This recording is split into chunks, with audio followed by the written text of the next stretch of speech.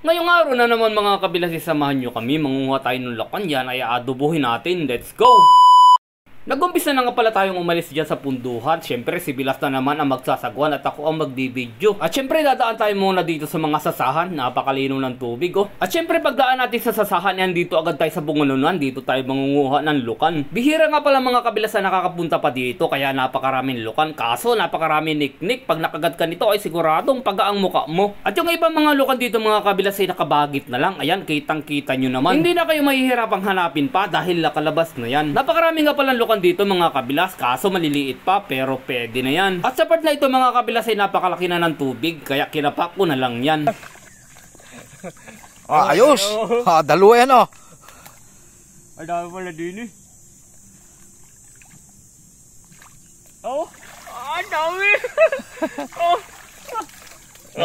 Ang dami na oh. Ayos At sa part na ito ay ako naman daw ang magbibideo. Si Bilas naman ang manlulukan. Napakagaling daw niya magkadlis. Ganito nga pala mga kabilas ang paraan pag nanlulukan. Kailangan yung kadlisin. Pag tumugtok, ayun na yun. At syempre sa part na ito talaga ako'y nahihirapang magkadlis. Napakagaling ko naman mga pa. Kisa magkadlis na lang. At ang sabi ko nga kay Bilas, kahit pikit pa ay samdam ko yan. At syempre mga kabilas, binatawan ko na ang itak. Syempre kapaan na lang. Kapaan na lang. Hindi ko nga namamalayan mga kabilas na may putik na ako sa muka. Nilagay ko lang nga pala yan para magmuka akong pagod. At masabi ko kay Bilas na mas marami akong huli. Nakarami-rami na nga pala kami mga kabilas mga nakuha dyang lukan, kaya kami nagkayayaan na ng aking Bilas. Siyempre magbumukbang naman. Hindi nga pala mga kabilas pumayag si Bilas dyan hanggat di kami nakakapuno ng isang timba para marami-rami kami daw maimukbang. Nakalimutan nga pala namin mga kabilas magdala ng pistit dyan, kaya ayan, damit na lang ang amin nilagyan. Sorry naman minsit at maglalaba ka na naman. Tuwan-tuwa na nga kami ng aking Bilas dyan dahil sa wakas ay malapit na kami makapuno ng isang timba. Dadami-damihan na nga pala namin kukuhanin dyan para kami may kwarta at pambili ng bigas. Ang sabi nga ng Bilas, yung mga dala niya sa damit ay iuwi na lang niya. Para sa susunod na vlog namin ipapayagan ulit siya mga kabilas. Hindi nga daw mabilang ni Bilas kung ilan yung mga nakuha dyan. Isa, dalawa, tatlo, city meal. Ang dami nun. Ang pagkadami nun mga kabilas, tuwan-tuwa kami. Hindi kami malungkot. Tuwan-tuwa talaga kami. Tuwan-tuwa. At nang ibubo na ni Kabilas talagang malapit na siyang mapuno. May pambigas na kami niyan. At ang itaktak na nga ni Kabilas yan ay dinaya lang. Dinamihan lang ng lupa para magmukhang maraming tingnan. At nang ilagay na nga ni Kabilas sa ibang mga nakuha namin ay nakapuno na rin kami. Napakainit pala ng panahon nang kumukuha kami niya ni Kabilas. Hindi ka na mangingitim, lulutong ka na lang. Buti na lang malapit na kami sa punduhan, malapit na kaming basunog at magmukhang talong. At ang itaktak na nga ni Bilas yan talagang nakarami na rin kami. Pag ganito talaga karami mga Kabilas na nakukuha mo'y pwede ka na mag-asawa kahit dalawa pa. Uy ay wag daw. Kunting hugas lang pala mga Kabilas ang gagawin natin dyan para pag tinakalay may kaunting putik pa. Ay hindi, joke lang yun mga Kabilas. Papahilingan pa namin kung gusto nyo. Basta magkaroon lang kami ng kwarta ng pambili ng bigas. At sa hindi nga pala marunong manlukan dyan mga kabilas ay tuturuan namin kayo para mapilitan kayo mag-comment at mag-share ng aming video. Para-paraan lang, ayun oh. After so many seconds mga kabilas ay nag-transform agad kami papunta sa aming kubo para mapabuka ang lukan at may tuhog na din. Maraming salamat nga po pala sa mga solid followers natin dyan. Shoutout sa inyo.